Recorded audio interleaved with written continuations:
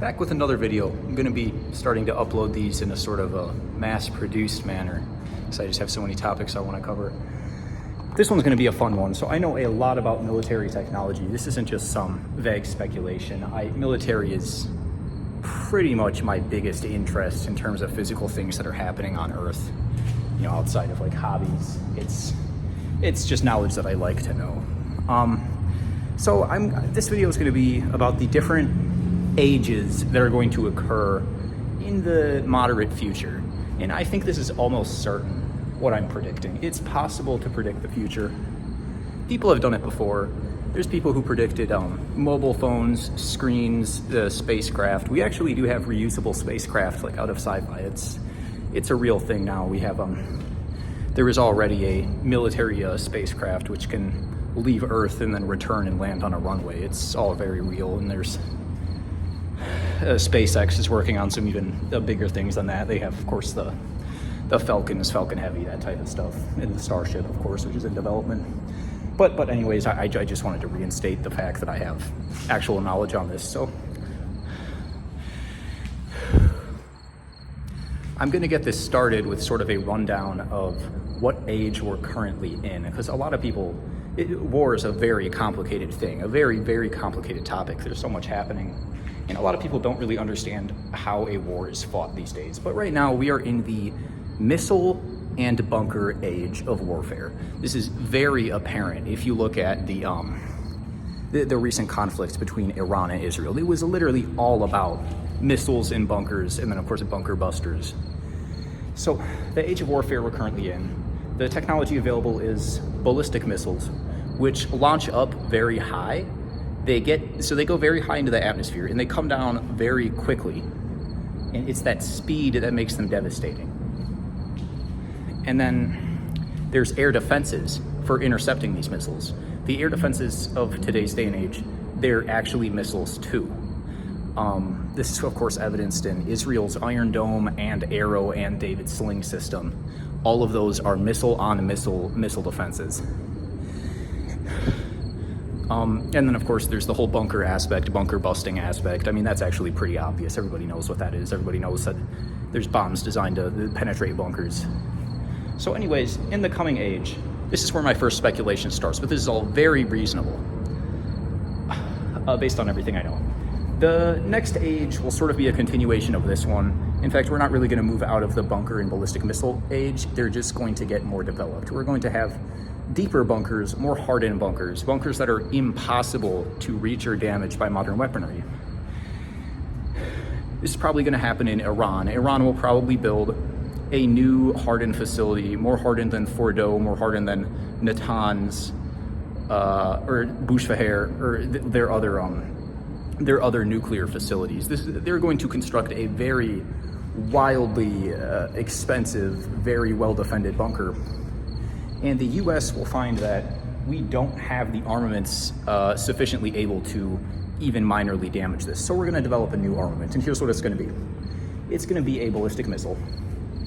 A bomb won't work for this. It's going to have to be a ballistic missile that will go very, very high into the sky. It will exit the atmosphere. It will go into a medium Earth orbit. Yes, a medium Earth orbit. But instead of orbiting around the planet like a satellite, it's going to come back down, of course, as a ballistic missile does. It's going to be made out of some type of very, very dense material, and it will have some sort of like plasma-based shielding around it in order to deflect air. It's going to have to deflect air away from its surface in order to re-enter the atmosphere, or it's going to burn up. So that's what we're going to have. This is going to be a very expensive project. And after this, we will enter the new age, which I'm going to call the exotic age of warfare. We're going to leave all of this conventional stuff sort of in the realms of, it's not obsolete, but we're going to have sufficient countermeasures against it, more advanced options than it. So in the exotic age is going to begin when somebody develops a counter to this new type of ultra high altitude ballistic missile. And it's going to be called the exotic age because this new countermeasure is not going to use necessarily physical material methods to intercept this missile. It's going to use some type of energetic device, like a directed energy, which we're already working on. We are literally entering this age right now. It's going to use a directed energy, is like atmospheric manipulation, sort of a projected plasma or a laser, in order to take down the incoming missile. And that's going to just get things started into the exotic, energy-based, quantum-based age. And shortly after this, we're going to be developing. I'm going to just leave where I am a little bit because it's echoey and there's somebody in here. We're going to develop. Of course, the new bunker strategy is going to not make the bunkers. They're going to have to dig even deeper. They're going to have to go below the crust of the Earth if they want to avoid being hit by ballistic missiles. So the bunker technology is going to continue to evolve. But the offensive methods are going to change, and also our methods of detection are going to change. Of course, we're going to have to come up with ways to find bunkers and find submarines before we even target them, because they're going to be so well hidden and so deep beneath the surface, we're not really going to have a good target on them. So we're going to have to come up with some quantum sensing methods and possibly quantum probing devices that can enter the Earth's surface and maneuver underground in order to find bunkers and target them. So think of small devices that can sort of change the properties of the soil and the rock around them to sort of swim around like a little unmanned submarine. That's what we're going to be dealing with in the exotic age.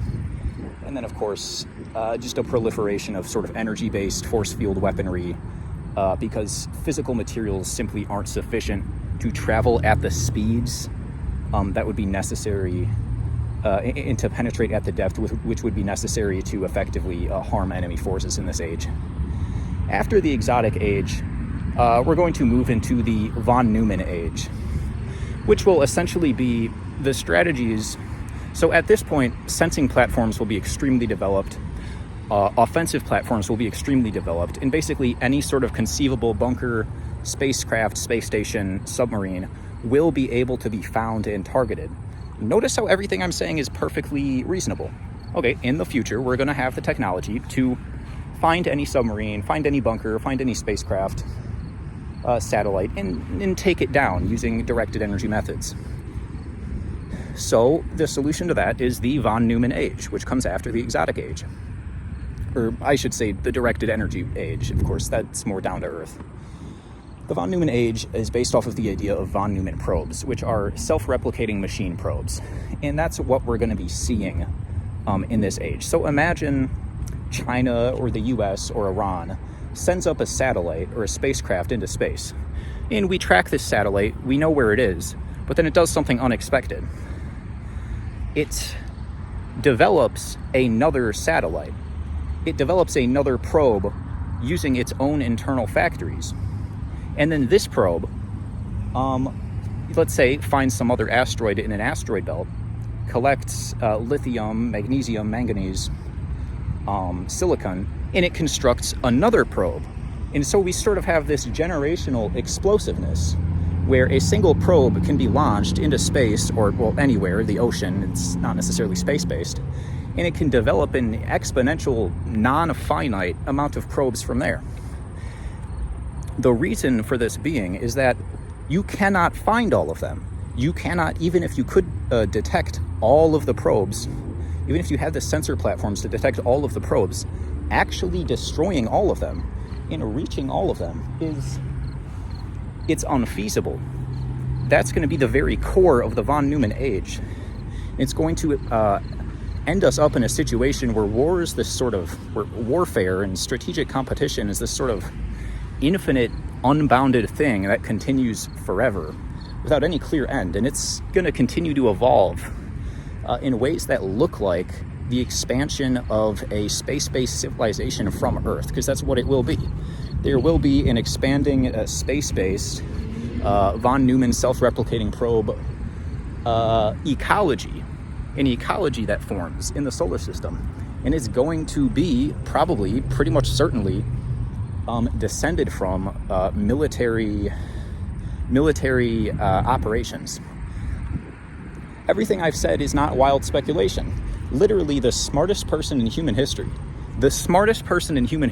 invented the very concept of computing almost, invented the very concept of a device that computes things and runs computer code. He came up with the idea of a self-replicating probe. I'm just tying it into real-world events and how it could actually end up manifesting. Like I said, people like von Neumann and Tesla, they predicted the iPhone. They predicted, personal computers, technologies like it. Of course, as I said before, we already have spacecraft. We have reusable spacecraft. This was predicted a long time ago. So I guess that's the entire video. I hope you like the artwork, which I may include in it. I don't know. I may put some... I probably won't do that. I guess it's more of just something to listen to. Well, that's the video for now. I will be posting so many more videos from now on, so I got nothing better to do. Goodbye.